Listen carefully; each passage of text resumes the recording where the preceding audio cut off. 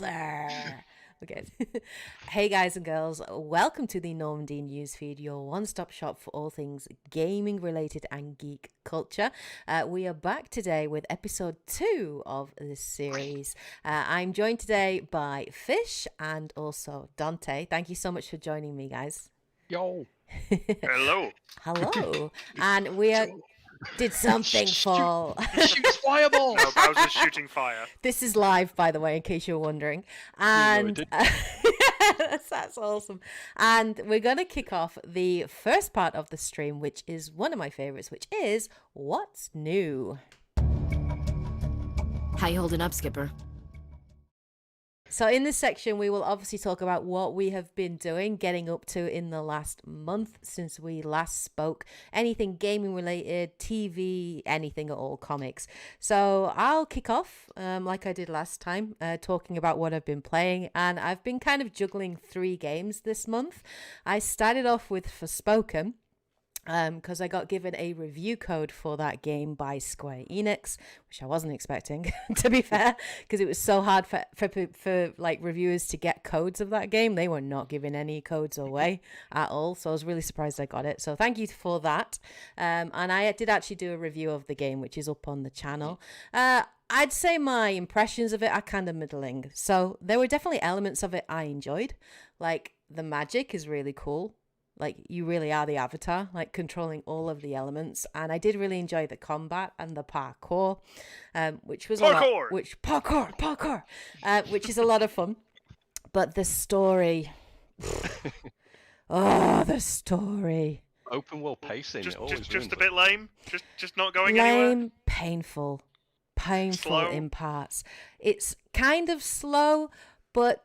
it's just really poor characterization. Like, I feel bad for the voice actress because she didn't do a bad job with the material that she was given, but just the quality of the writing just wasn't there.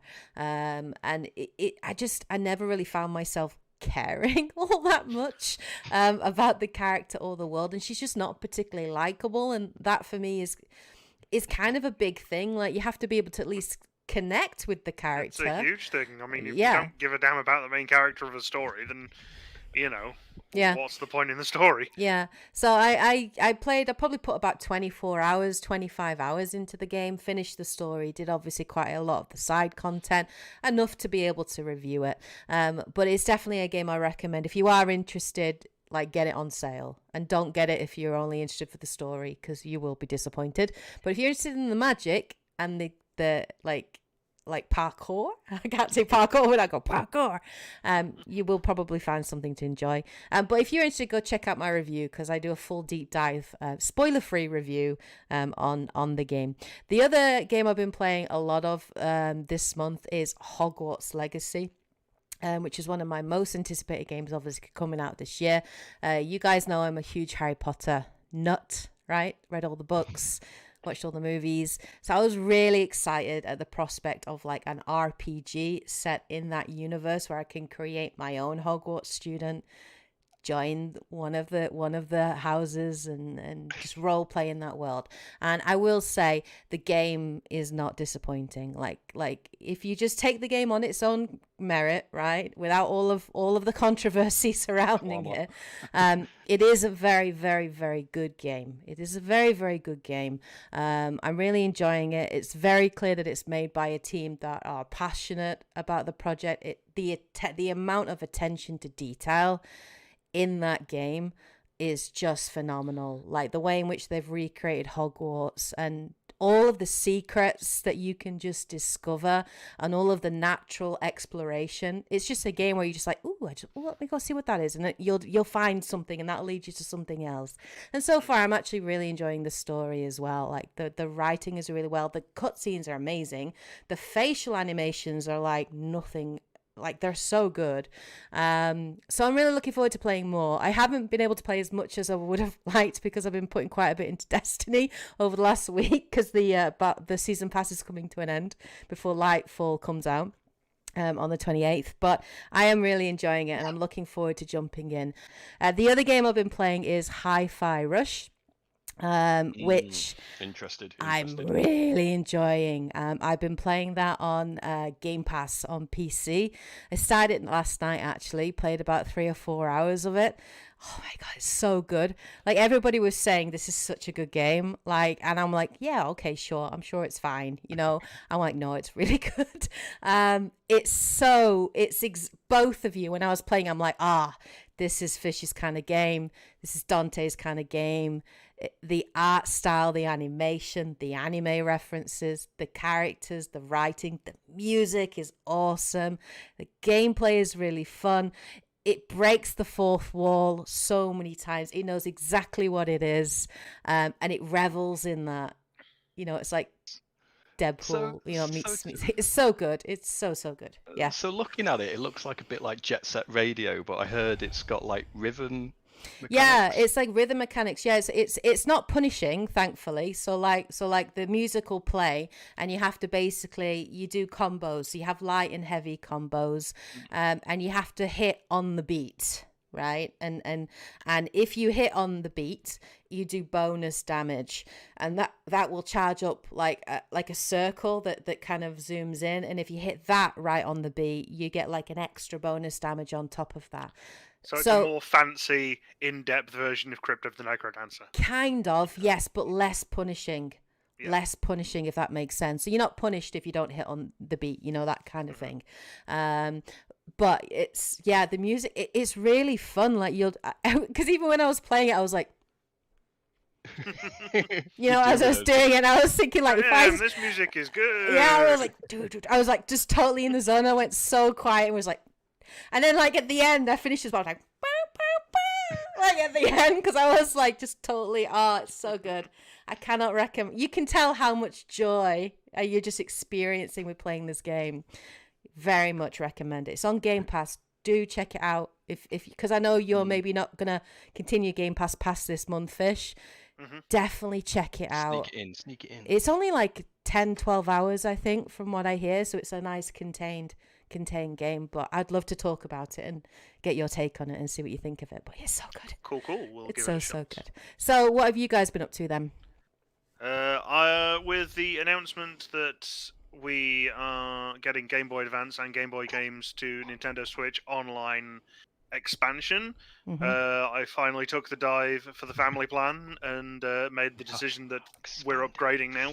The N64 nice. Games weren't enough to sell me on it, neither were the Mega Drive games, but Game Boy Advance and Game Boy games, hell yeah. There's some nice games already on there, and there's certainly some nice ones coming. The first Fire Emblem for the Game Boy Advance is on its way, which is going to be delightful.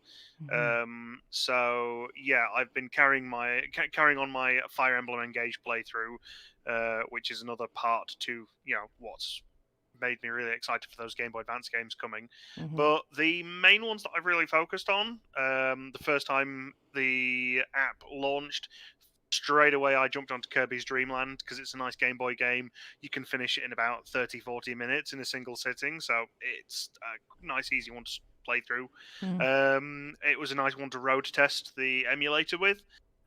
Nice thing is, with the Switch Online, you can actually change the output to whether it's a classic Game Boy, Game Boy Pocket, or Game Boy Color screen color palette, which works for some, works for others. After that, I jumped straight onto Super Mario Land 2, 6 Golden Coins, which again, that was my first Mario game I ever played. For those that haven't played it, if you're part of the younger generation who've never come near that game, certainly jump on with that if you've got the Nintendo Switch expansion. That is a game which still to this day remains one of the best Mario games ever made. It has a kick-ass soundtrack as well, from what I remember. It's got a brilliant soundtrack because the soundtrack is the same music in every zone, but with a variation on how it comes across. I remember it being really, really just catchy.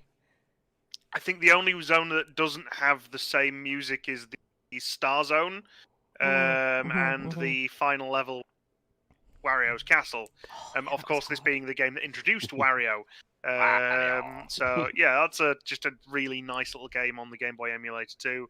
Mm. And my final one was, now that I have access to the N64 games, I absolutely couldn't help myself and burned through Banjo Kazooie once again. Which, again, for those that haven't played it, Banjo Kazooie, possibly, in my opinion, Rare's finest output. It's a platformer that for me was better than Mario 64. Mm. So on the N64 in its prime, that game for me absolutely ruled it. You've got all kinds of levels with. You're talking about a great soundtrack. Banjo Kazooie, each zone has its own music. All of that music is memorable. All of it stands out to the nth degree. Each world has its own environment, which is beautifully designed, ranging from mountains to swamps to frozen wastelands, to deserts. It's all there. The writing in it is very British. The jokes are hilarious.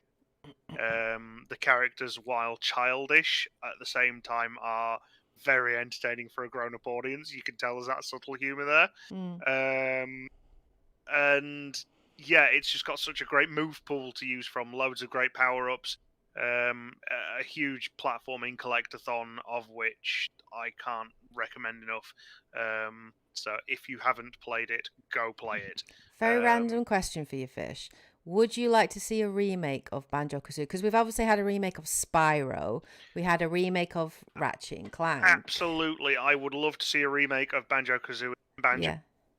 Yeah. And I hope that it would inspire a new game to the franchise, from the original developers, again, with what the current consoles have to offer. Yeah. I know that the current the old developers made Ukulele, which was the spiritual successor, but it just felt a little bit hollow. It was too close to Banjo Kazooie to not feel, even Like though a it's the same people, copycat, like yeah. it wasn't ripping it off, and it's like be your own thing. Yeah. I get it. So it just felt hollow. It just made me want Banjo Kazooie, and all the time I was playing Ukulele, I was thinking it's cool, but it's not Banjo Kazooie. Yeah. And now you've gone back. Did the original hold up to your memory of it? Because sometimes when you go back and play a game, you're like, God, was it like this? Like sometimes when you play it, so it's nice. Absolutely. No, the only thing I would say is Switch control by default. The button mapping for the N64 is a little. And I know people absolutely give the N64 original controller stick for its weird shape, and they hate it. Frankly, I can't get hold of an N64 controller for the Switch. If I can get one, I'm getting one. There's some great N64 sure someone games. Somewhere's done some kind of adapter that works. Well, like I said, you can buy them. Yeah, they did do a classic. I see. So if I can get hold of one, absolutely would be buying one. Okay. Coolies. Keep an eye out for possible birthday presents in future if we can find one. So Dante, what have you been up to last month? Mostly kind of course, fell into the same family planning there. But I went a slightly different direction and noticed the Game Boy Advance ROMs. I went straight for Mario 3, oddly enough. And it wasn't to play the base game, because I played that one to death in my childhood and all that. But the advanced versions had those e-card reader levels, which was for clarity, shall we just say Mario 3, which is Mario Advance? 2. Was it Advance 2 you cut out there? No, 4. 4, yeah. The numbering on it was really weird, but I never got any of the advanced games. But so they did like visual tweaks. They like made Luigi have his higher jump and squigglier dash and all that. But what was weird is there was this device, the e-card reader, you could slap on top of the Game Boy Advance and swipe cards that had these little dots along the bottom, like kind of barcode or QR code, and swiping them would unlock new levels and new challenges or give you power-ups or something. And like other games such as like Pokemon Ruby and Sapphire used it a little bit and this and that. But I personally never found that device I never used it. Never. I don't know if it was Apparently, very it did popular. come out in the UK. Yeah, probably a bit too late. I'm assuming before like the DS came out or something like that. I have no idea. Maybe parents didn't like, how do I use this? What is this? Like for Yeah, their 'cause kids. like, oh, They you would got have you been got to parents swipe. buying it for their kids, and they'd be like, "What is Yeah. this?" Like, I don't know what this is. So So it was almost like a reader to get you DLC basically. So it was like, yeah, swiping that's it cool. gave you bunches of new levels and all that. So was it? But And was it already on the cartridge, the level then? Because it must have been. Because obviously this was before the days of like like DLC downloadable, right? I'm not So 100% sure. It was kind of a bit dynamic because like say even in Pokemon it would rewrite what happened in a certain house, for example, or something like how that. did they Whereas do this that? was Okay. adding a Nintendo list. Magic is how they. Yeah. Nintendo Magic, yes, of course. But thankfully solves all the problems. Yes. with Switch Online, they've just unlocked a lot for you. That's cool. So I'm like, oh, let's check these out. And as I've started playing them, I did not expect what I got. I was just expecting some mad remix levels and all that. But it's got like the pulling up the turnips and stuff from Mario 2.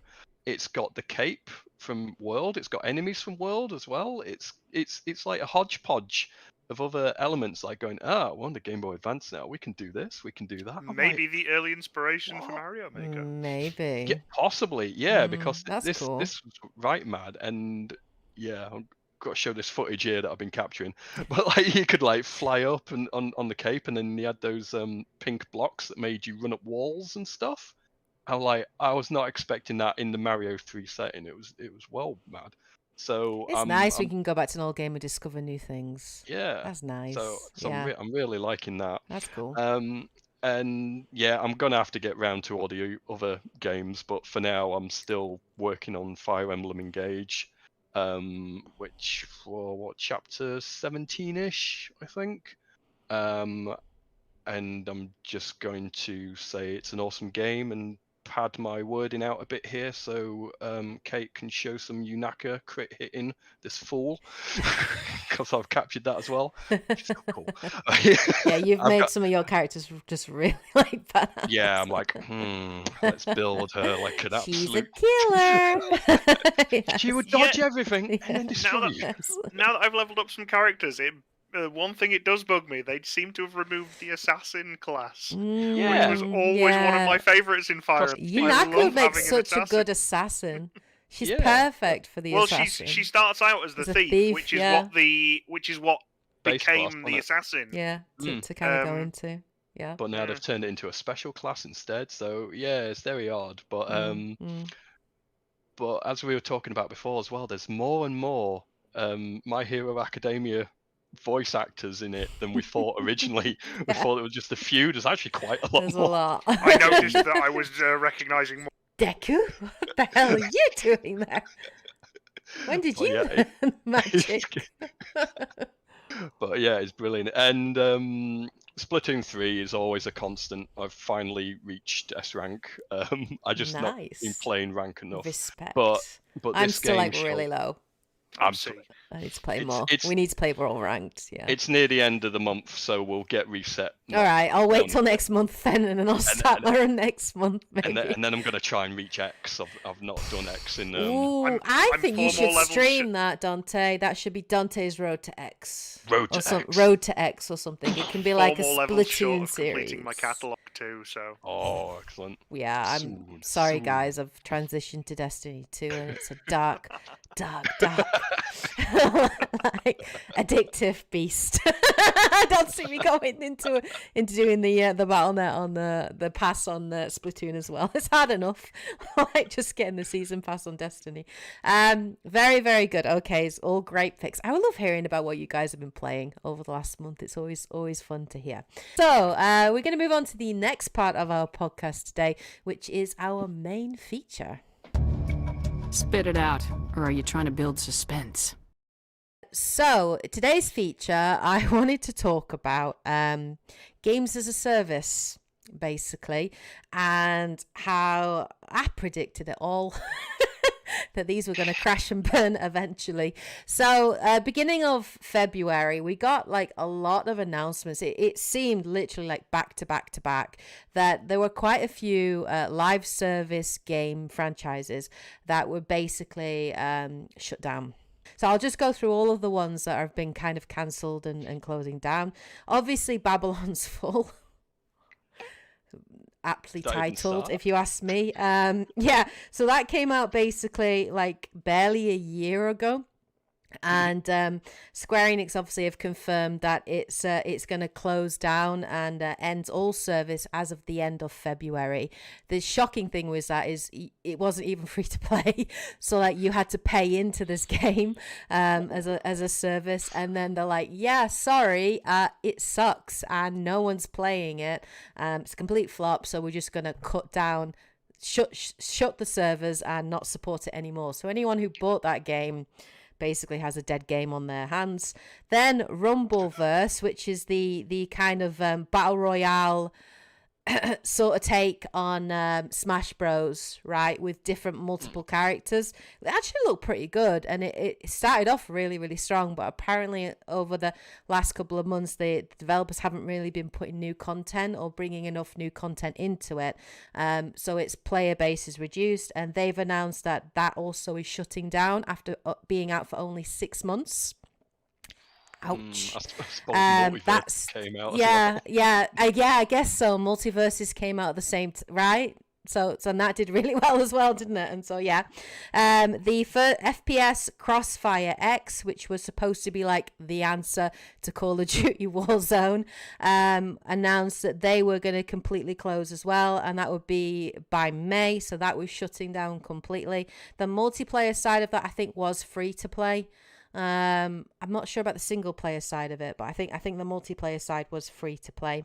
Back 4 Blood developer Turtle Rock Studios have announced that they're ending all development on the game as of the beginning of this month. So they're going to keep the servers open, I think, so people can still like play it. But they're not making any more content for it. So there'll be no future DLC, no more DLC, no content drops. They're basically moving on to other projects and moving on to other things. I don't even think they're keeping a skeleton crew. So if there's any bugs or problems or issues, who's going to fix it? I have no idea. But yeah, apparently so that they're totally stopping all of that. Knockout City, which was that dodgeball inspired game, arena game, which was actually apparently a lot of fun and really, really good. EA basically have confirmed that a private server version of the game will be available, but they are basically going to be stopping all support of that. A private server says you can only play against friends, so that means there's going to be no matchmaking, I'm assuming. So if you don't have friends to play with, that's a problem. But if you have a big group of friends, it probably would make a really fun party game. But yeah, private server tells me they're getting rid of their servers, shutting their servers down. Respawn, obviously, I think they cancelled the Apex Legend mobile version of the game. And then obviously Crystal Dynamics Marvel Avengers, which we all know about, obviously. In September, they are basically completely ending all future content, any support for it. You can't even buy the game digitally in store anymore, and they are basically closing down their digital store where you can purchase cosmetics and skins. But the cheek of it is they're actually making anything available in store, they are giving it to players for free. So if anyone has actually put money into that store, and why you would, but if you'd purchased these skins, you could have got them for free if you just waited a bit longer. But yeah, and that game's been out for 3 years. So all of these games as a service, live service titles, obviously just completely, cancelled. A lot of them free to play. I think one of the main reason behind this obviously is just because just how saturated the market is now with live service titles, and so many publishers just wanting a piece of that pie, and looking at how much Fortnite's making and Genshin Impact and wanting to every single emulate one that. of them is basically like a second job. People only have so much time they can Exactly. commit to a game.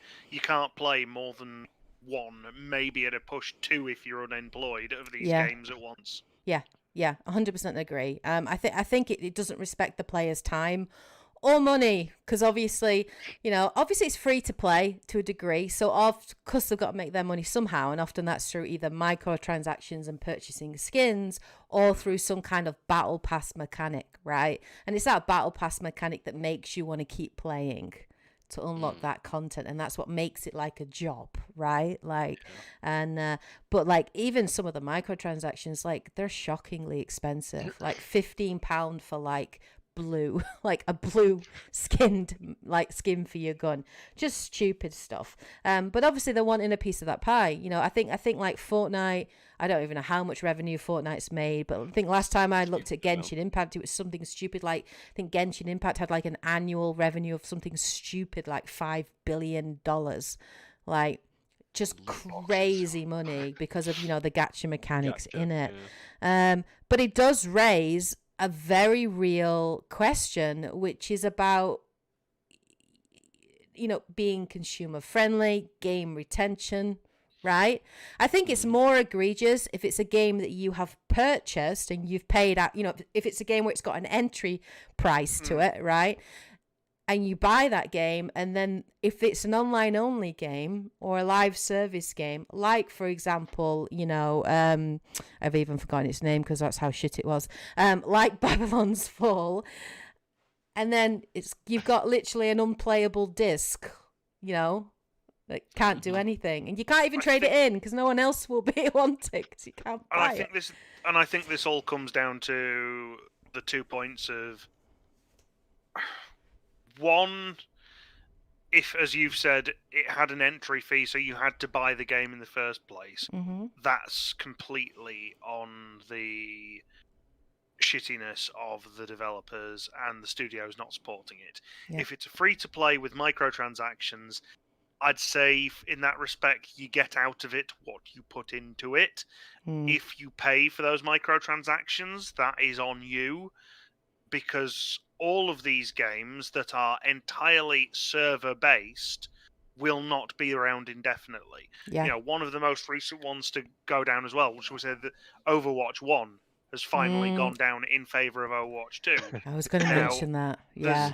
There's so much in Overwatch now. Yes, that, in fairness to, even if you paid for Overwatch, that is a game that has been up and running and out for what, 10, 15 years? That, I think, in fairness, they've got every right to shut that down, regardless of the fact that somebody has paid for it. That is just one of those things of, you've got your money's worth. Unless you bought like a week before it shut down. But yeah, you're just late to the party in that case.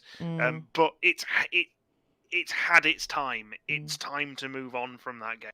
Nothing in this respect is eternal. And I think you should, as a consumer, accept that when you go into these types of games. But then again, when you get games like, it lasts, if it's free to play and it lasts 6 months, yeah, all right. If you chose to chunk, £300 into microtransactions, then more fool you.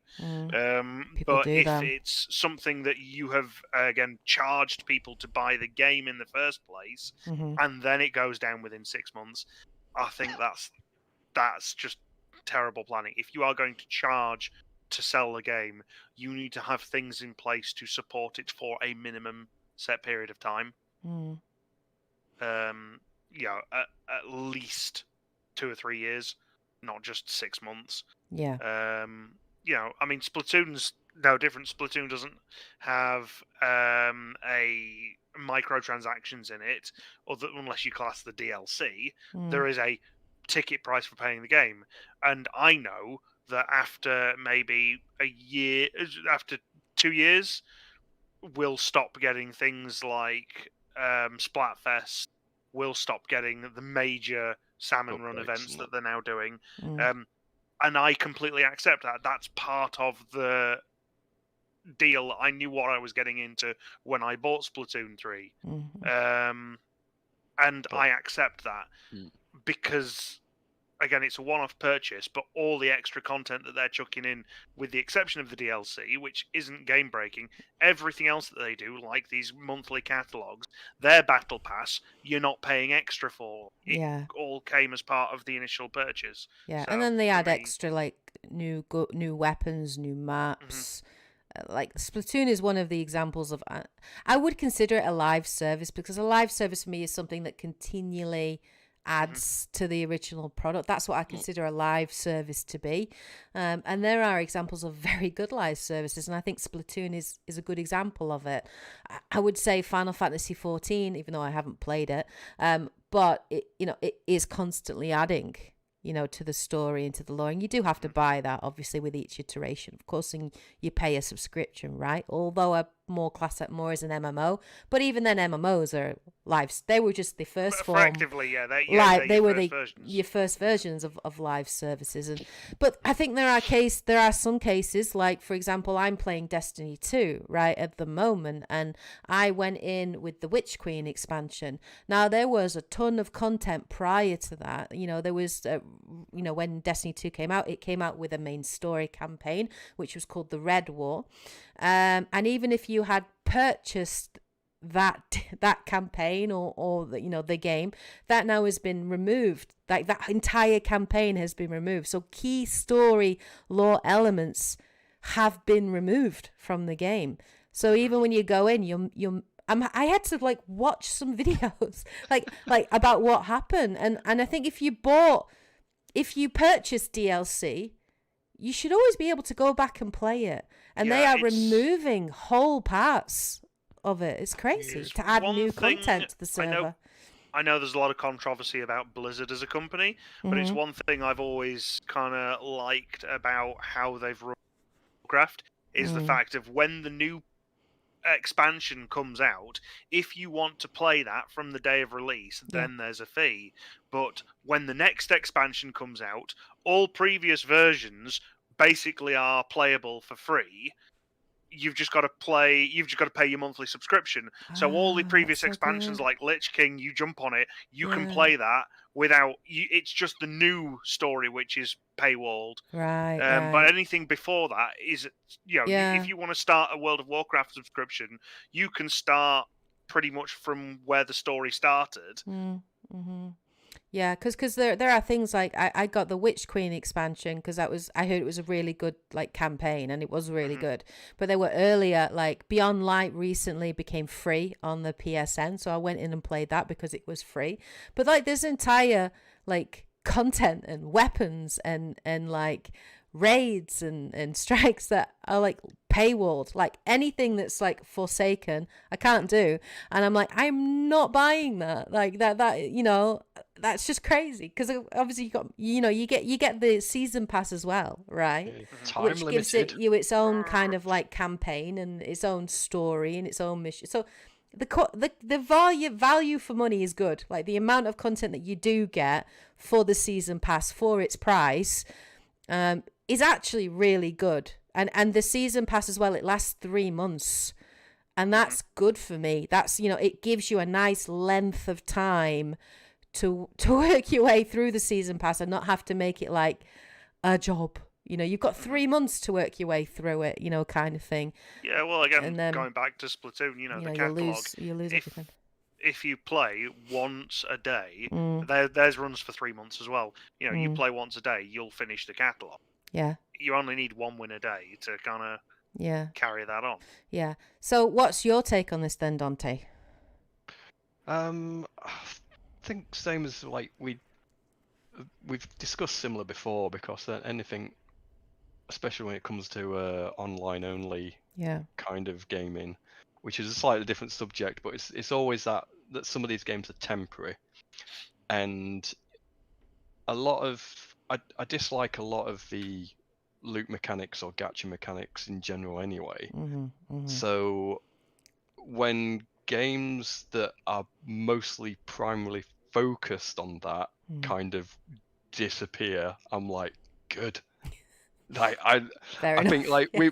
we've seen that we've I'm seen not the disappointed. Yeah. Yeah. no, yeah, but also half of them I feel bad for the people that play those games and enjoy them. yeah, it's so, especially if the game mechanically ends up being enjoyable and Mm. it's something nice Mm. and not something you feel like you have to work at to get your money's worth, Like because Marvel the game Avengers. Yeah. is milking money out of you. Mm. And Mm. yeah, and then like I say, we can diverge onto all the other stories, such as like the flipping little kids getting their parents' credit cards and spending millions, thousands of pounds on like cosmetics and all that. Mm. And we've seen through time like how the game industry's like gone through peaks and troughs and such, and it it it definitely reached that kind of battle royale, Everything was co-op Battle shooter, Royale. Yeah. everything's like that. Yeah. Even Tetris got Battle Royale, Yes. which I'm not But it going to was lie, actually a good Battle Tetris Royale. 99 was bloody amazing. Yeah. They The should have become a Pac-Man was a permanent bit game. nuts as well. They should have Yeah. just kept them, and they were brilliant. They were so good. I think it's Yeah. still going. Yeah. Though the Mario Brothers one, that Yeah. was awesome, but that only lasted so long. Yeah. But yeah, it's like the companies have all jumped on it. Then they've absolutely diluted it all. So then players are now splitting off from it, because it's like, say with Fortnite, that was the big first main one to attract the most amount. Yeah. So everyone's there, and then the And next one Fortnite will come out. desperately trying to hold on to people with their they're skins and their so deals and all desperate. random stuff. They're just Worse So many desperately things trying to I hold love are on to destroyed by people. Naruto, know. My Hero Academia. Oh, I They're know. just wrecking It's everything. all My Superman soul- with an AK. My soul bleeds every time I see a little update to Fortnite and what else they're I destroying. think even Geralt's Like in there from Superman, Witcher. I Yeah. don't know if you've seen like, because Angry Joe's like a big Superman nut, right? Like, and he was like, if they put Superman in Fortnite, I will play it. And you have to watch him play it, because it's just Superman running around with like an Did AK-47. they put Batman in there? Because, Yeah. Batman Yeah. with a gun is kind of like... Yeah, just like wrong. Superman running around, like just running around, like as a normal person, just shooting people. And like Joe's reaction, I literally think like 5-year-old Joe, internal 5-year-old Joe, just died, completely died. His childhood just dead.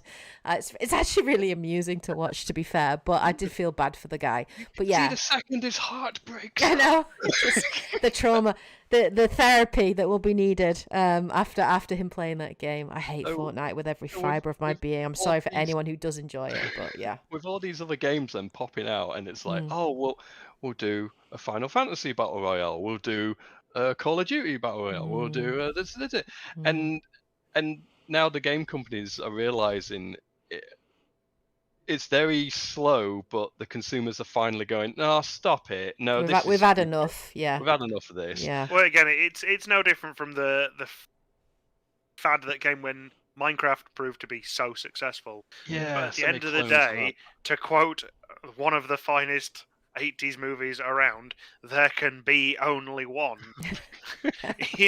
There's only ever going to be one of these. There's going to be a lot of pretenders to the throne that are going to come along once something proves itself to be absolutely, a money-making gem. But all the Minecraft clones that came across, Minecraft is still going after all this time. It's still making updates. It's still patching it.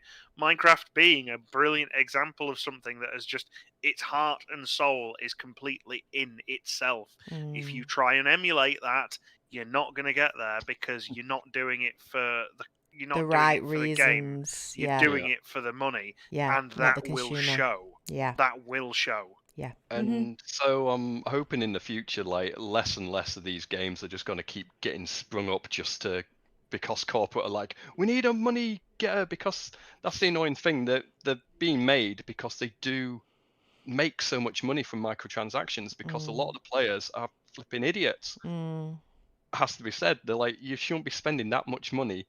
They should put like limits on it or something. I don't know. But then, like, say the Batman Arkham latest game, the Arkham Knights, that feels like it was going to be microtransactory. Oh, and then they went, Arkham Knight, yeah, yeah. And then they were like, oh wait, no, we should take that out. That we're getting too other games are getting too much blowback Yeah. over that. It's one of the things that worries me for the new Dragon Age, because that was going to originally be live service. Discussed it before on one of your other videos, but I think for me, I still stand by my main rule of any free-to-play game. If I enjoy it, I will always set aside up to £15 for their microtransaction purchases to go, you know what, I've really enjoyed this game. I'm giving you something. I might not buy any more microtransactions, but I will buy your starter deal for what? Oh, you're going to get so many gems for $7.99. You know what? I've played this free to play for the better part of 20, 30 hours. I kind of owe you something. I've enjoyed it enough. But if it's one of those just straight off the bat, hey, I've been playing for 2 minutes, here's a starter deal. I was like, nah, I'm good, thanks. I'll see whether or not I enjoy this game first. The exception to that rule is I do not want to know how much money I've sunk into Pokemon Go during the 7 years that game has been running. However, for me, again, I set that more of like I'd spend maybe $3.99, $4.99 on a magazine subscription. I don't have a magazine subscription, so if I spend $5.99 a month on Pokemon Go, you know what? I'm getting what I'd buy if I bought a magazine. That's how I rationalize it. If I'm playing it, what is it? 6 years it's been going now. Yeah, it's been going a while, hasn't it? Pokemon Go 6 years, and I'm still playing it, and I'm still enjoying it. So you know what? Fair play to him. Yeah. It'll be interesting to see, like you were saying, Dante, where it's going to go. It'll be interesting to see either whether the people making the decisions at the top go, actually, this isn't working. We need to pivot or focus on something else, or start letting the developers have more freedom in terms of what they want to create and actually wanting to create something new, try something different. I feel like EA, I'm not used to complimenting EA, honestly, but I will say that I think EA learned a very hard lesson over the last 8 or so years, because they were really focused on single player games are dead, they don't sell, it's all about multiplayer, it's all about live services. And actually some of their biggest successes and some of the things they've really put money behind and funding behind have been amazing single player experiences. We're now getting a sequel to Jedi Fallen Order, which is coming out this year. I can't wait for it. Who would have thought EA would have ever backed that? And then them deciding to pivot because Dragon Age, the new Dragon Age Dreadwolf was going to be a live service game in the same vein as Anthem. And then they've gone, oh, actually, you know what? Let's pivot on that. And now it's becoming a single player only game. So it'll be interesting to see if other publishers follow up on this. I still think Square Enix runs to the beat of its own drum, and it's still flogging a dead horse, and it's still focusing on those live services, and it said it's still doing that strong along with NFTs. I'm predicting now that Square Enix is going to go bankrupt in a few years if they keep letting the people make those choices at the top, because they're completely out of touch with what's going on. But it'll be interesting to see whether they do that or if they try and rebrand it. Because live service has become a bit of a taboo word, and if anyone says, "Oh, it's a live service game, and it's gonna be a game that grows over 10 years, and we've got a 10-year plan," and people now will just roll their eyes and be like, "I see where you're going with this." So it'll be interesting to see whether they try and rebrand it. I don't know, like surprise mechanics, for EA's loot boxes. It'd be interesting to see for sure, and I think it's definitely something to keep an eye on. But I'm not sad if I like MMOs. Actually, I'm not usually a big MMO person, but I have enjoyed Destiny 2, and I have promised Edge I will jump back into Final Fantasy 14 at some point when I have a life and time. But I'm not sad to see the back of a lot of live service games. There have been some good stuff that's come out of it, like Pokemon Go, for example. But there's a lot of crap out there too. I think a lot of it depends on the intention behind the developers when they first start out, even on the drawing board. And that it shows. If their first intention is let's make money, then I think consumers have now got excellent bullshit meters. Yeah, Or bullshit detectors. Still took too long, but hopefully it means we'll be Agreed. getting higher quality games Agreed. that they're allowed to spend time on to finish status polished before release. That would be nice. And yeah, not just the next regurgitated loot And box. stop following trends. I'm tired of them just following trends. I was just going to say, unfortunately, thing, it's all until the next trend comes along. That's how it seems to be. Yeah. I think the best way to close this conversation will be watch this space. Wait for the next one, because it's inevitable. It'll happen. Soulsborne, thanks to Elden Ring. No, Maybe. We've had that. We've had that. We've had that, I guess. We've had the crafting trend. Yeah. We've had the Souls-like trend. We've had the open world trend. We've had the open world trend. We've now got RPG trend. Battle Royale trend. Everyone wants to make an RPG now. No, we're currently in the horror, sci-fi, and space situation. Right, horror sci-fi. That's the next trend. What's after that though? That's the next question. You've got like Callisto Protocol down here and like the Dead Space remake up here. Then everything else will be in between. Yeah. It all comes. We haven't had a good collectathon again. Let's. Oh God, no, that's not my cup of tea. Hard pass, thank you. Yes, that's a good way to close it. So we will move on to the third part of our podcast today. We have a third part. We have a third part, which is to answer questions from the community. Message coming in. Patching it through. Give us your questions. Give us your question. So ask me a question. So the first question we'll answer today, we'll direct it at all of us so we can all answer it in turn. So the first question is, what game or series are you guys interested in or curious about, but because there are so many games coming out, you just forfeit the idea of ever playing them? I'm going to let Dante and Fish answer this first, and I'll go last on this for a change. I feel like I've done a lot of talking today, so I'll let you guys talk. So many Dante, words. you go first. Too many to mention. I don't know if they're technically going to be forfeit, and I feel I'll never play them again, but it's definitely going to be a while. And that's mostly aimed at the long ass RPGs that I don't want to start until I've completed the current long ass RPG. So after Fire Emblem Engage, I'll be moving on to the next one, and I want to play like all the Yakuza games because those get highly recommended by everyone. And the little bits I've seen even of you playing, I'm like, oh, this is a game I'd play. But such a big series, even just one of the games is going to be long enough, but I kind of want to play them all. Yeah. And each game is something like off. 60 hours, I think, at least. Yeah. At least. And then there's stuff like Skyrim. I've never played Skyrim, even though it's been on every platform under the sun. Everyone keeps banging on about it. I was like, nope, not got around to it. I bought Dragon Quest 12 ages ago. Still not touched that. Ni no Kuni. I've been wanting to play that for yonks, and I still haven't got around to it either. Some of the Tales games, just a lot of like RPGs. Mostly. Yeah. That it's like, oh, I don't know when I'm going to get around to them. I think it's the time commitment. They're quite intimidating to start because it's just the time commitment involved in it, right? Because you've just mentioned right there was simply the Tales of series. Tales of Symphonia, Tales of Vesperia. I'd love to play the Tales of Vesperia, yeah. But there's just so many of them, and I'm a grown up now. I have a full. I'm a grown up, honestly. I stay surrounded by my plush and Lego. Yes. I am a grown up, honest. I'm an adult. This is adulting at its best. And yeah, I think it's just. I think Dante and I both suffer from we want to play RPGs. We love RPGs.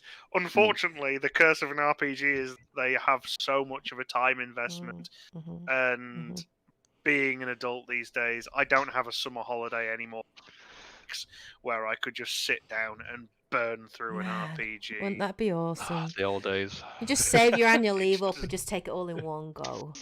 Yeah. But then the rest of the year would suck.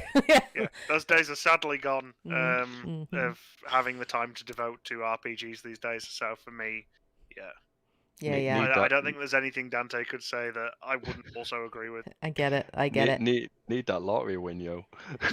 But even just little games like I started Guardians of the Galaxy yonks back on Games Pass, and I still haven't got round to finishing it. You need But to I'm trying to finish that. pick at it, and then once I do that, then I might jump onto You Hi-Fi Rush. Book I'm, Thursday off, and you're like, I'm going to finish I don't Guardians like of the go through Galaxy.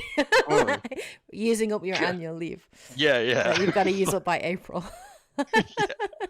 So what? Stage 1, get a haircut. Stage 2, play Guardians of the Galaxy. Then install Tunic and Yes. Hi-Fi Rush. Yes to both of those games. So for me, I'm actually like with you on one of those, Dante. One of the series I've wanted to play, and I actually own like all the games. Like I bought them all like when they were in sale, and I'm like, I'm going to play them. I will play them eventually, and that's the Yakuza series as well. There are so many games now in that series because you have spin-offs like Yakuza Like a Dragon, which I actually have played, I'd say 2/3 through it because I played it when I was like,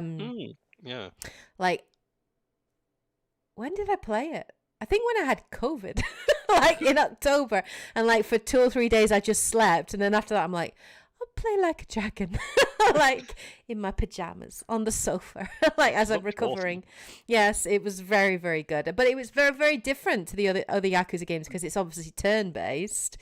But you know, I really I enjoyed it. The storytelling it's just over the top. It's corny. It's awesome. I obviously love the idea and the setting. I'm actually really interested in the new Like a Dragon Ishin, which is like a spin-off which came out only in Japan, and it's set pretty much during is it Meiji or Tokugawa? I can't remember which one. You know, when the samurai and the Western influences and stuff like that, and so like it's got like they play actual historical characters, but it's all like the cast of Yakuza. But apparently, it's really, really good, and I love that period in Japanese history, and I really want to play it. So if I get birthday money, I might actually just I've got like a week and a half off around my birthday. So I might just play like Hogwarts Legacy and Like a Dragon Ishin and just immerse myself in like amazing worlds. So I might use my birthday money to get it because I can't afford to get it myself. But yeah, I might do that. But yeah, Yakuza. Time. Honestly, it's just so. But they're really good, and the music. Go to karaoke and all the mini games, and I just. Did so, we say who that question was from? I forgot to write it down. I apologize. I didn't write the name of the person. We'll put it in a nice little banner. Question. You know who you are, and thank you for that question. Yeah, I might put it in the description who it was by. I apologize. I'm very unprofessional today. The second question is actually specifically for Fish. It's quite a long question, Fish. So I think this was Fate for Me actually that asked you this question. I think. So. I'll read this out like he wrote it. I see those Bowser and question mark block Lego sets in the background. I see them. Since Lego has such a bad track record in the last few years, considering their price to quality ratio, example, Star Destroyer with rainbow interior for $700, what would have been a price for you to say no to these two sets on your shelf? How much did they cost? Do you mind my asking? So, this is an interesting question, because I've technically already answered, right, or I will answer it as part of it. So, let's start with Lego Bowser. A delightful Lego model. I absolutely love it. It took me 2 days to build, over several couple of hour sessions. Yeah. I might have also taken a little bit longer because I was also rewatching Avatar: The Last Airbender at the time. Nice. That was on in the background. Very nice. But this model, I saw it, I fell in love with it, I absolutely love it and had to have it. And then I went to the store and saw the RRP, which I think was $259.99. Okay. British pounds for those of you, obviously, joining us from another country. And I went, yeah, I can't afford that, and I can't justify that much on Lego. So I waited, and then the ever-present Black Friday sales came round, and I thought, ooh, let's have a look. And I went to the Lego store, and it hadn't gone down in price. And I went to Smith's Toys, and they had it for £170. So almost £100 off. And I was like, I don't know if I can still just... It's never. And I thought, I'm going to leave it. And then a week later, I saw that it had gone down to 50, and I went, oh, I'm getting it now. So, in answer to the question, 150 was the purchase price for Lego Bowser. Sweeten a deal. Yeah. I'm glad I waited the extra week. Yeah. So I did say no at 170. So for me, it's a solid £100 off what the asking price was, £100 plus. As for the question mark block, this one, I think, again, this retailed actually RRP on release at £150. Right. And this was one where I saw it and I just had to have it. This one was purchased. Again, there might have been a conversation in the sense of there was some Christmas money that went towards this one, so if I'd have bought it for £150, I probably would have done. I'd probably still bought this purely from it's got nice little things tucked away. There's a little Bowser tucked away in the front. Love it. The back opens and it all flips up to reveal little sections of Mario 64 World. That's cool. Which Turns into a flips up. diorama. We've Whoa, got That's awesome. Bob-omb Battlefield, Peach's Castle, the Snowman's Peak, Lethal Lava Land. There's a little Yoshi on the back of the castle. Yay! Give me all the one-ups. There's loads of little hidden things like the front of the castle, and there's the inside of the castle there. There's also a little NFC point for if you have the Lego set, the interactive electronic one. Freezy Peak, if I come... Which side is it? Let's have a look. I think it's here. Yes, this side of it back has the penguin slide. Oh, nice. Hidden away inside it. Cool. So it's just got loads of nice little features. I just went, yeah, I need to have this.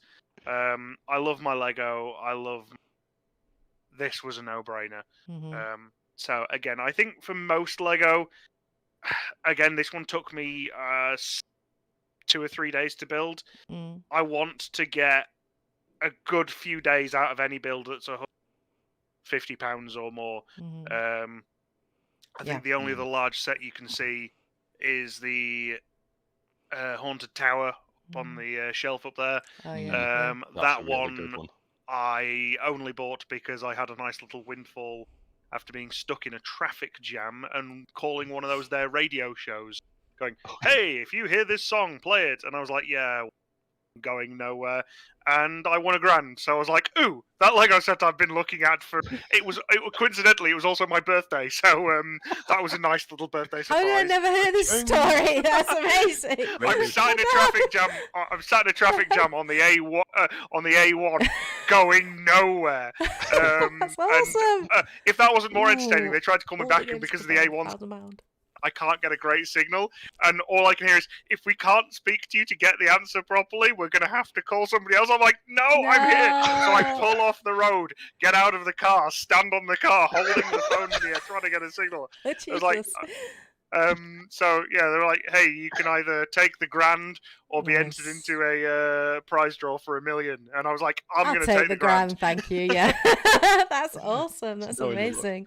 So, very cool. Yeah, I think the only big Lego set I've got is my tall neck that I got from Horizon Zero Dawn, and I love it. And that took us like 2 or 3 days, didn't it, of building it? Because we built it together, didn't we, Dante?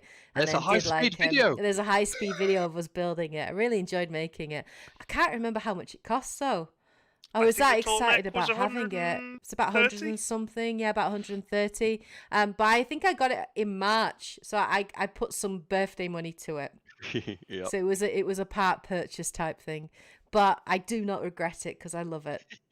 I love it, and I love having it on my shelf there. But it's too tall. Its head is off camera. Tall neck is too It's tall. far too tall. Is that tall neck? In fact, no, the Lego tall neck wasn't even 130, just 70 quid. Oh, well, there you go then. That's Probably. very good value for that Lego set because it's Yeah. really, really detailed. It's really, really good. But yeah, I'm actually now want to get others like in the series because there's like all sorts of different ones. I think there's like the jaw one. What is it? Thunder jaw. I think I want to get the whole. I think set. I wanna get a set. the different robots in Forbidden West really lend. You broke up there, but I'm assuming you said lend themselves well to Lego Yes. kind of sets. Yeah, they really do. So that's my next one. Maybe a look for the next one. That's the thing. I'm worried about them selling out. I think Fish's next purchase will be the headset that doesn't keep cutting out. Yes, well, yes, he's getting that. He's getting that with this month's paycheck. Right, so let's move on to the third question. I could talk about Lego all day. I love the Lego sets. Let's move on to the third question. So, again, I didn't write down who asked this, so thank you. You know who you are. I'll put it in the description. So you love RPGs and stories. I think that was directed at me, but we'll all answer it.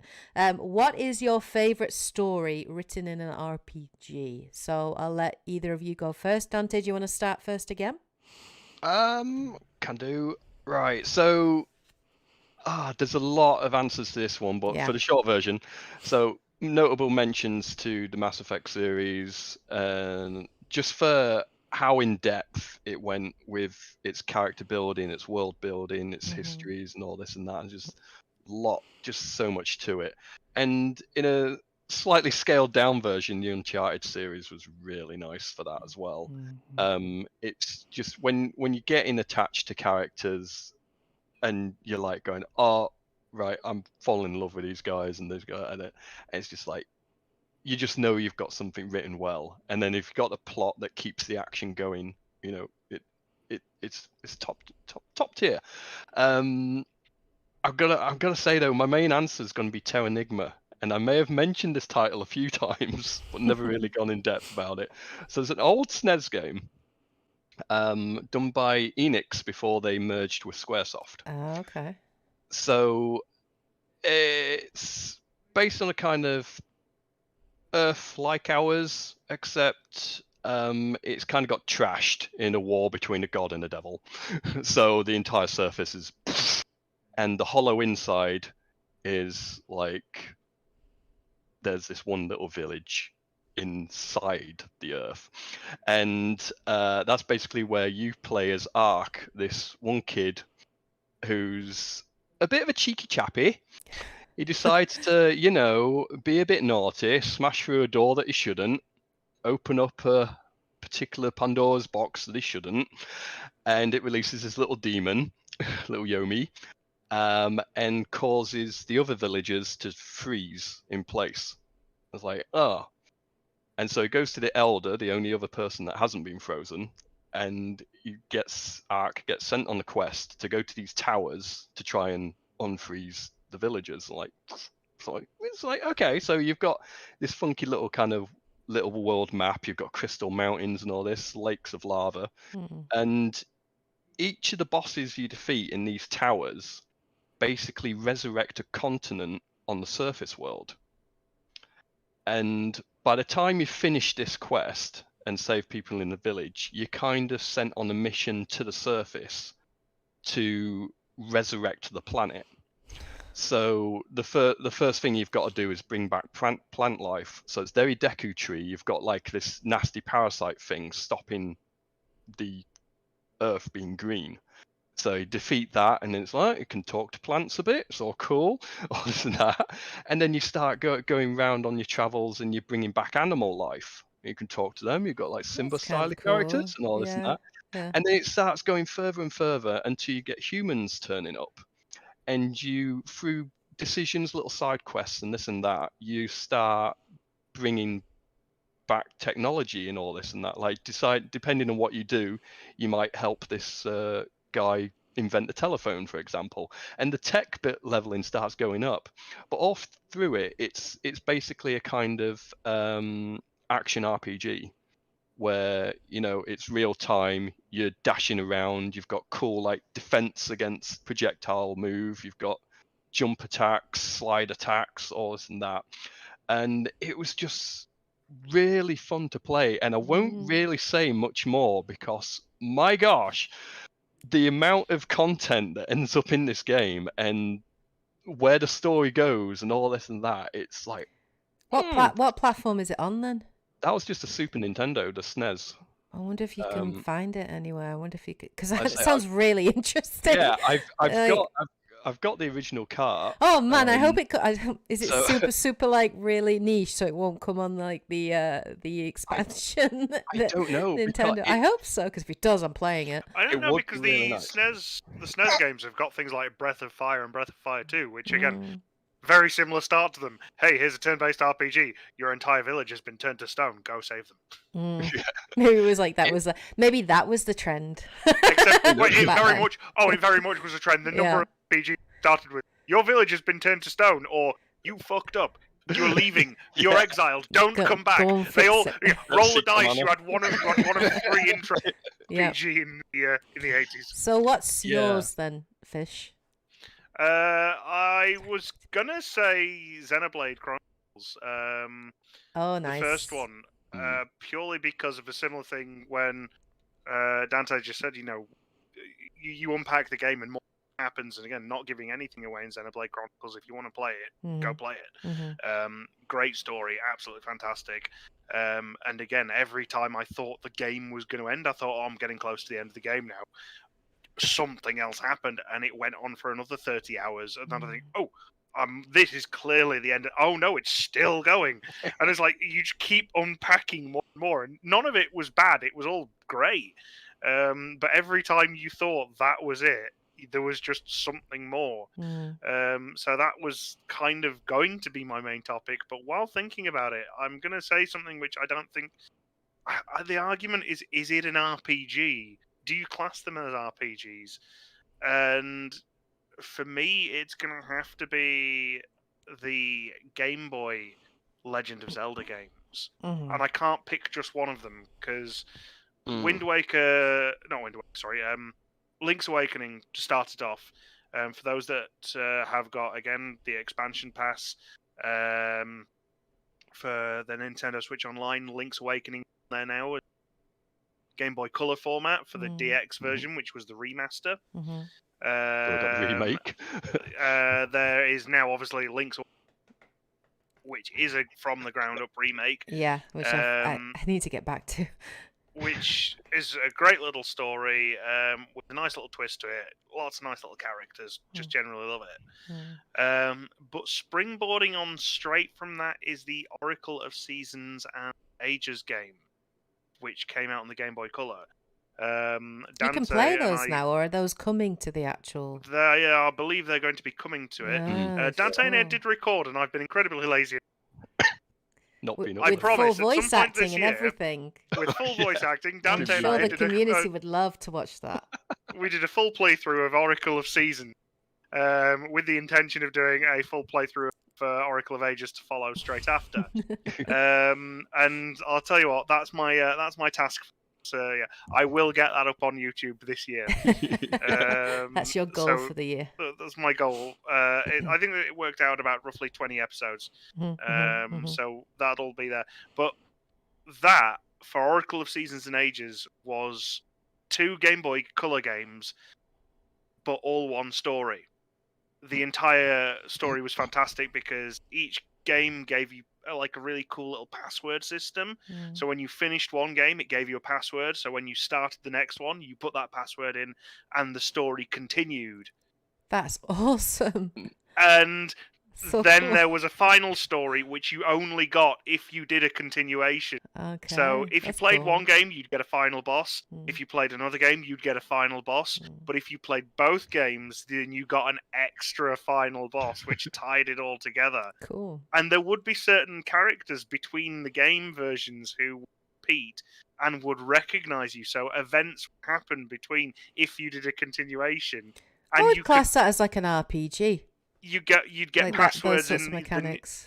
you'd get passwords in the new game, which could mean you could go back to the old game, put the password in, and new events would happen in the game that you'd completed.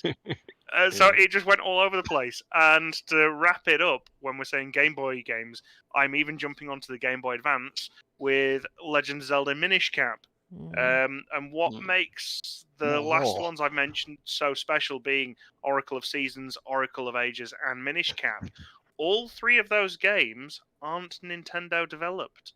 They are Nintendo licensed, but they are the Capcom Legend of Zelda games. All three of those games made by Capcom, and all three of them brilliant. Frankly, I would love to see Capcom get hold of the Legend of Zelda franchise once again and churn out, because you should see him do something other than Resident Evil. all three of those Legend of Zelda games have great story in them.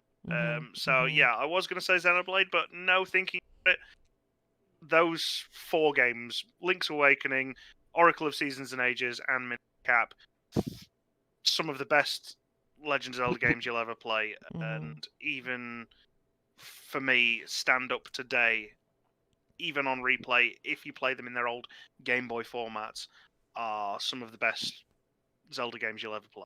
Yeah. Cool. So my answer obviously is it's going to be very predictable. I'm going to keep it short because everyone knows my answer to this, right? And we're already running on with time already. Is it by any chance the game that's plastered across your forehead? I don't know what you mean. I don't like Mass Effect at all.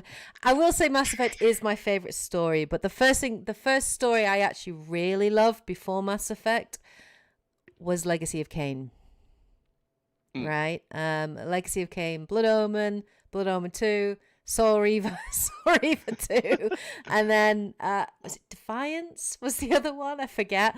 I loved the Legacy of Kain series. It is one of the series that I really, really want to see a remake for. Like, it has some awesome storytelling, amazing lore and world building, badass voice acting. The voice acting in Legacy of Kain.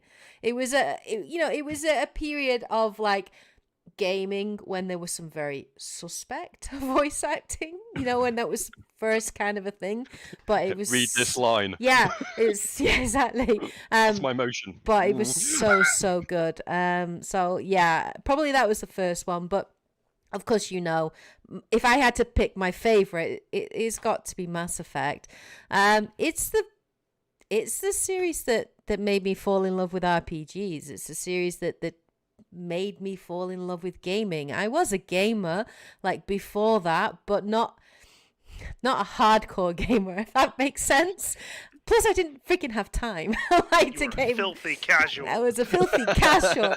So I used to pick at games, right? And I'd play like games that I could just pick up and play, but I wouldn't play a game and like completely get lost in it and like just put hours and hours, and I wouldn't replay. I mean, I've replayed Mass Effect a disturbing number of times, you know what I mean, like that many times, because the writing is just so good. The characters are just so fleshed out. They've amazing, vibrant, just like not lifelike, because obviously they're characters, but they're written so well.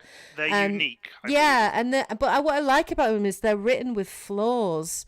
Like every character has flaws, has character development, has good and bad sides to them, including Shepard, and like the ability to put yourself into a character and create your own Shepard and make choices and build build up relationships, and like characters respond to you depending on like the whole thing with Garrus, like whether you play as a Paragon or a Renegade influences the way Garrus turns out and his actions in Mass Effect 2 am I stuff. Gonna have to dredge up the tin of paint and the space racist though? What I will say to you is that was Mass Effect 1. Do not say anything until you have played 2 and finished 3. Does she stop being a space racist? And there's a lot of character. There is a lot of character development for Ashley, right? Mm-hmm. So in 1, you're right. She is very, very flawed in a lot of ways, and her viewpoint. What about the tin of paint? The Tin of Pain? Who are you talking about? The other human. Caden. Whose name was- Caden? Yeah, Caden gets a lot of character development as well. Yeah. In 2 There's the and one- 3. I would say I felt actually Ashley don't got. remember his name. I felt Ashley got more than Caden did. That's because she started off worse. Yeah, but yeah, they do. Like, but the aliens are the more interesting characters. They always have been. I don't know why. It's like BioWare writes alien characters better, right, than they do human characters, except for maybe Jack and Miranda. I quite like Miranda in Mass Effect 2 as well. Jack's awesome. But yeah, the alien characters are generally better, and it's the same in the Dragon Age games. Like you got Varric, you know, the dwarf, and you've got Iron Bull. Is it Iron Bull? Yeah. Who's like Inquisition, Kunari, yeah. who's awesome. His romance is just absolutely hilarious. But like they just I would probably say yeah, Dragon Age and Mass Effect. Mass Effect is higher than Dragon Age for me, of course, but I still love Dragon Age. But they just write really good characters. But yeah, Fitch, I know you don't have time. And I know I'm on like a broken record, and I'm always like, just play Mass Effect. Just play Mass Effect. Just play Mass Effect. It's amazing. I'm Play it now. working on it. I'm working on No, God damn it. other games that are far more interesting. Just keep being released. Oh, can't wait for the moment you're like, I actually really like Garrus and he's really awesome, and like I just can't wait for you to play. I'm just excited. You ever want like a series where you be like, you wish you could just forget, right, and replay something again for the first time to re-experience it. So the really cool thing with Legendary Edition and playing that and streaming it is so many people in chat going, I'm playing this for the first time and it's amazing, and I'm like, I am so happy for you, but I am so jealous at the same time to be able to experience that. And I think that's something that's really special, experiencing something for the first time. And my memories of playing Mass Effect for the first time are just like I vividly remember like when I was in Japan, because I got Mass Effect 3 delivered to me, and I had a friend then at the time, Emily, that would come over and we'd just hang out, and she was just in the area. She didn't even tell me she was coming. She didn't send me a text message or anything. So I was playing Mass Effect 3 and like doorbell rings and I'm like, who's that? Like, as I'm in the middle of it and I'm like, you're interrupting my Mass Effect time. God damn it, I have to be social. No. So I answer the door and then I'm, oh, hi. You know, just being like super friendly and stuff. And I'm just playing Mass Effect. Like, and she's like, oh, I'll just watch you play. I'm like, are you sure? Because like, I'm just going to be playing here. I mean, I could stop, you know, so we could hang out. No, actually, I really enjoy watching people play. So she just sat down next to me and watched me play Mass Effect 3. She knew nothing about it. She didn't know anything about the world, the characters, or anything. And it was the bit on Tachanka. You all know this, Dante, because you've played it. And it's the bit where you take down the Reaper, right? And you're curing, you know, the genophage. And the bit I was up to is where you were going to hit the thing to get the Fresher More to come and attack, and you've got like all of the Reapers attacking, and you've got Rex like, you know, just saying, oh, just run, Shepard. And I'm like, Shepard just, there's a Reaper in my way, Rex. And I'm literally channeling Shepard. I'm like, Rex, I'm fighting this Reaper, not you. Stop yelling at me. And like, sorry, I'm yelling at the microphone. Spike. And I'm like just yelling at the screen. I know, Rex, I know. Like this, like shouting out to the screen. And Emily's like, what is going on? Laughing her head off, finding this absolutely hilarious. And that is one of my favorite memories of Mass Effect, which is mad. But that's the kind of game it is, and that's why I love it so much. But yes, that's one of my random memories playing it. I would love to go back and play it again for the first time, but that will never happen. So yeah, so that's my answer to that question.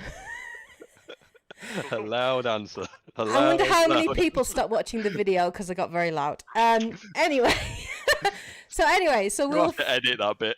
I'll lower down the volume. Or put a noise alert. Noise alert. Oh, loud Kate warning. Kate's about to get loud. Alert. You get like phone sirens, dogs howling all over the place. Kate getting loud in 3, 2, 1. Nuclear explosion. So that's my answer to that question. Anyway, so that's the end of our podcast pretty much today. I hope you guys enjoyed the discussions, enjoyed our answers to the questions. Obviously, do share your thoughts in the comment section below, guys. Let us know what you guys have been doing over the last month. What games are you guys playing at the moment? What games are you enjoying? Please share those.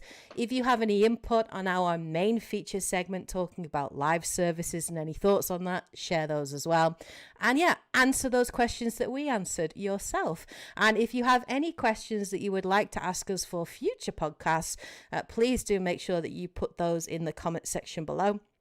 And we will prioritize those in terms of reading them out and answering those questions next time, hopefully next month in March. And any main subject suggestions that you want to hear us talk about? Is there anything happening in the gaming world, or has happened in the gaming world, past, present, or future? What do you want to hear us discuss? Yeah, please give us ideas, because Kate will run out of ideas quickly. So please give us ideas. That would be helpful.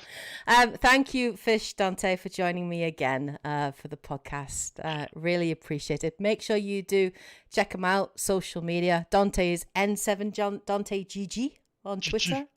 So you can follow him. He posts some quite hilarious things occasionally. Retweets some quite hilarious things as well. Fish, you've got a YouTube channel. You're not updating anything at the moment, but you might. No, but I'm dabbling back into streaming, so I shall be getting some more streaming on the go. People can find your channel where? YouTube, Crack On Gaming. Cool. Okay, then. I think you've also got a Twitter account as well, haven't you? Which is Crack On. We'll see how long it stays there for, because Twitter is still a bit uncertain at the moment. Yes, we'll see. Yep, that is fair. That is fair. And just to give you an insight, guys, as well, Dante's working on an Advance Wars video about everything that you need to know about the Advance Wars. He recorded it the other week when I was at work. He asked me, like, can you leave your computer logged on so I can use your microphone? A quick, what is it? I wonder if Fish is going to continue on with those I've videos got all the that you footage were again. planning. Yes, all right. I'll get now. I'm a bit more passionate over it again now. Now that we've got date, the lack of a release date for Advance somewhat so delayed. tapped the passion out of me. Yep. But now we've got that release date back. Yes, watch this space for a units guide. Nice. Look forward to that. Yes, so thank you so much, guys. Obviously, support the channel, guys, any way that you can. Special shout out to my Patreons and YouTube members for going the extra mile. I'll put your details here. So thank you so much for your support. It's really appreciated. And don't forget, of course, like the video, comment, subscribe to support the channel. It really, really does matter, especially with YouTube at the moment. So it does really count. Anyway, hope you guys have a great week, of course. Take care. And as always, happy gaming. Johnny. Bye. I should go. Bye, guys. Hey guys and girls, how's it going? Welcome to the Normandy newsfeed. We are here today. Sorry, I totally fucked that up.